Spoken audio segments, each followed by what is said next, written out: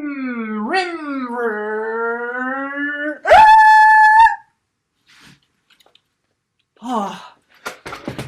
hello. I've been asked to swing by and say a few words about the spectrum of knowing.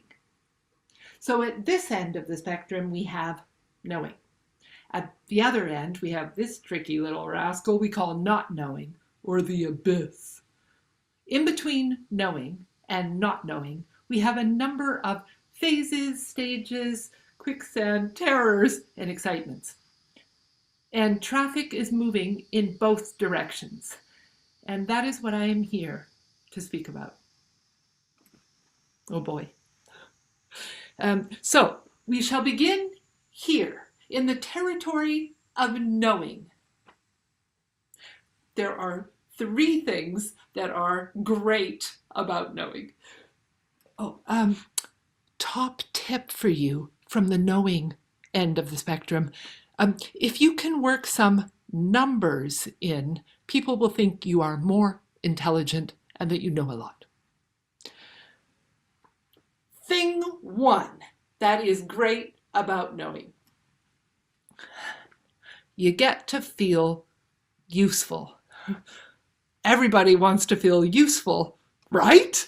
I myself, when I am at work, like to feel like a hollow flute that is a conductor or vessel for communicating universal energies of love, healing, and excitement. Not to mention glory. That's cool, right? And for those of you of a more scientific bent, and I know there are a number of us here, you might prefer to think of yourself as an archer that is delivering scientifically verified data in the form of medicine with your little arrow, and you're shooting it right into your client with enormous precision. And the dig-a-dig-a-dig part, that is super fun. If you can synthesize the two approaches and be a kind of hollow flautist archer, even better. So that's thing one. The only other issue with thing one, the thing to be aware of, is that while you might feel like, whoop, whoa, yeah, whoa, you're gonna feel like that. You're gonna feel really great, right? But you need to appear professional. So inside, whoop, whoa, outside, professional. Like it's no big deal, like totally normal that you are that spectacularly useful. Right, so that is thing one. Thing two that is great about knowing. Other people get to see you knowing. This is great too. They are going to give you acclaim, respect. They might even love you. And if Macaulay asked them to come up with some words to describe you, those words are going to be things like spectacular, or scintillating, or a tiny blue featherless bird perched on a mossy twig in an old-growth forest. Some of those words did go on a bit, right? But in any case, the words are going to be great because you are going to look great and you are going to feel great. But there is one thing to watch out for with thing two. All those things I've described, they will be happening. And at the same time, you need to look or even be humble. Humble. So they may say you are spectacular, and you will say things like, oh no, it's not me. I'm in service. You can say I'm in service to the psychedelic or the plant medicine. You could say, I'm in service to my clients, or I'm in service to the world. You could even say, I'm in service to universal forces.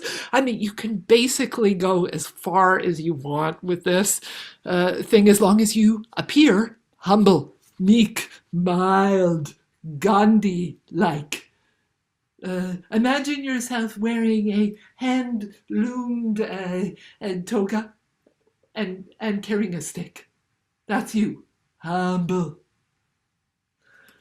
So you're looking great, you're humble, and of course, simultaneously, you need to look professional, as well as actually doing your job. Okay, so that's thing 2. Moving on. Thing 3 that's great about knowing. Thing 3.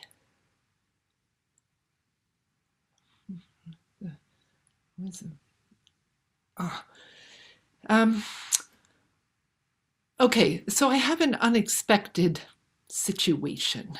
I have clearly forgotten, or maybe never knew, what thing 3 is.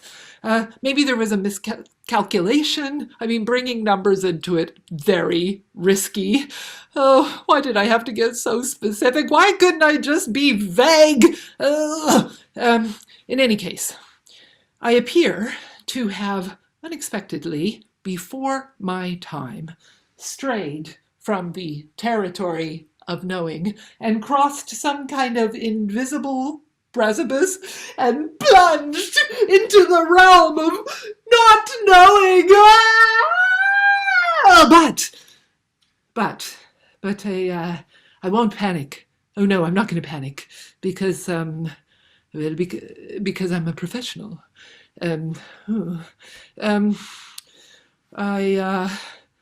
What will I do? What will I do? I'm in not knowing. I said it was a spectrum, but really I just thought I'd get to hang out down there. I didn't really think I'd have to do all this live with you. Anyway, but I'm not panicking. I'm going to call on some of the tools that we've learned in Module 2. Ooh, that's a good idea. Okay, I'm going to call on some of those tools. So I am going to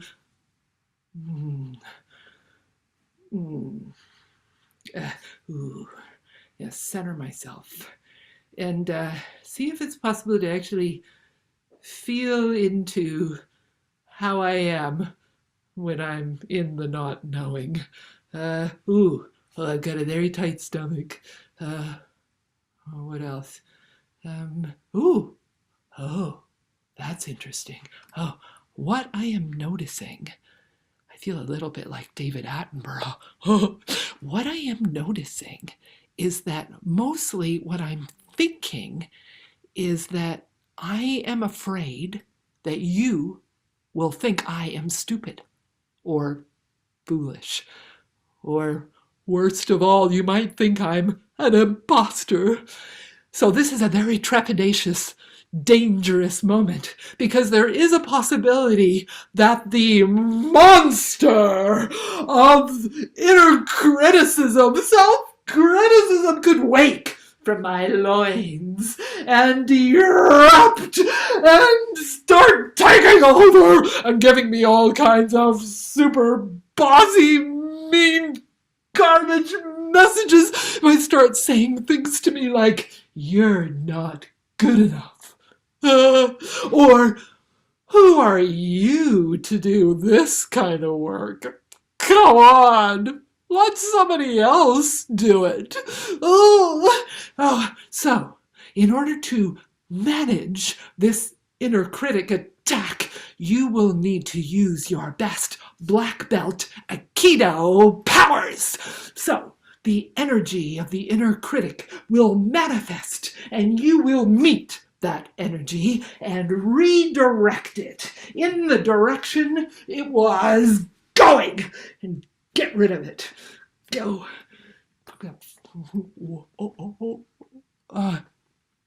Respectfully, non-violently, of course. Right. So you will be managing the inner critic attack and doing the Aikido, and of course, simultaneously doing your job and looking professional. So that's quite a bit to be keeping track of simultaneously. But luckily, we're only at the end of module 2 of the training. We've got some way to go. Okay, and luckily, here in the spaces of not knowing, there are things we can do, right? Lots of things.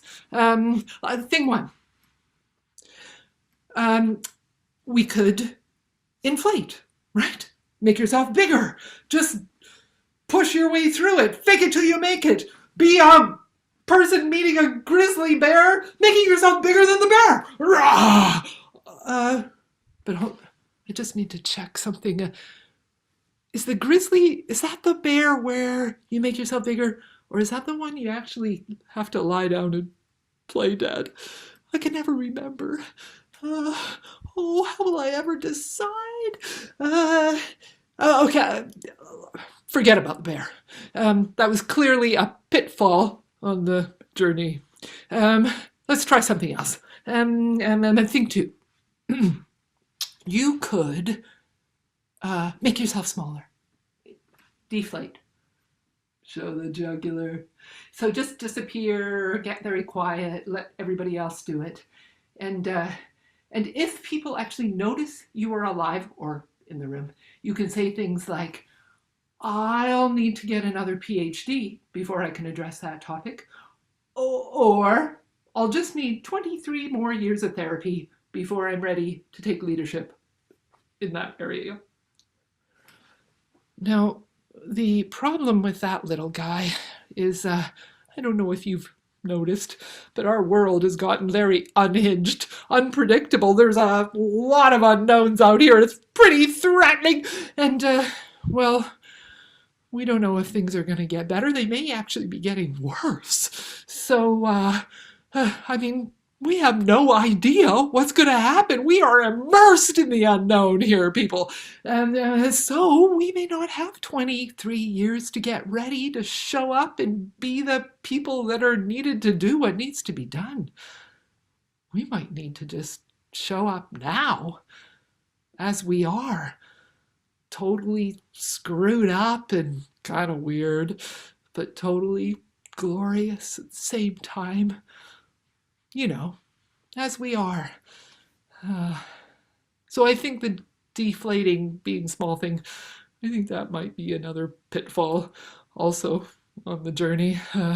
So forget about that. What else have we got? I don't know.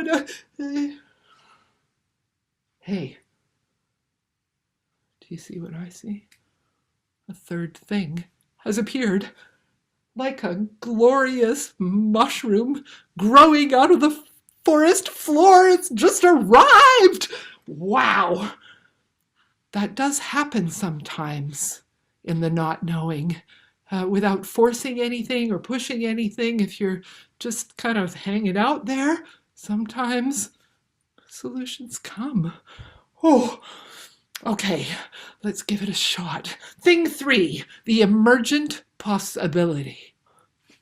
Okay, so this one, you hang around on street corners, you're looking for somebody wearing a red flowing velvet cape and kind of padded body suit or armor and high-heeled boots, and they burst out of a phone booth, and it's either a very fabulous drag queen or the superhero of supervision. So you call for help. Help! Help! And they fly in to rescue you. Okay, this is good. This is really good. So, supervision. So you take your most complicated, stickiest, trickiest cases and you lay them all out in front of a professional supervisor, or you can do peer supervision, peer support. That's good. You don't have to pay them. So you make it clear and you feel exactly all the nuances and complications and stickiness of this very difficult case, and you describe it, and by the end of the description, you end up looking completely brilliant, right? Because of the amazing skill with which you navigated this incredibly difficult situation. Because that's what we do in supervision, right? We prove to ourselves that we knew actually all along. It's much too risky to actually be vulnerable in supervision, to actually share with another human being the moments when we really didn't know, or when we royally screwed up, or when we got away with it, or maybe not. That takes a kind of vulnerability I'm not sure many people are up for. I've certainly observed that many times in myself. So even the supervision thing, even the asking for help, that's got its pitfalls too. Oh, I hate to admit it, but since it's you, my feeling in the moment is there's no avoiding the not knowing. I'm going to have to just head in there. I'm going to have to just...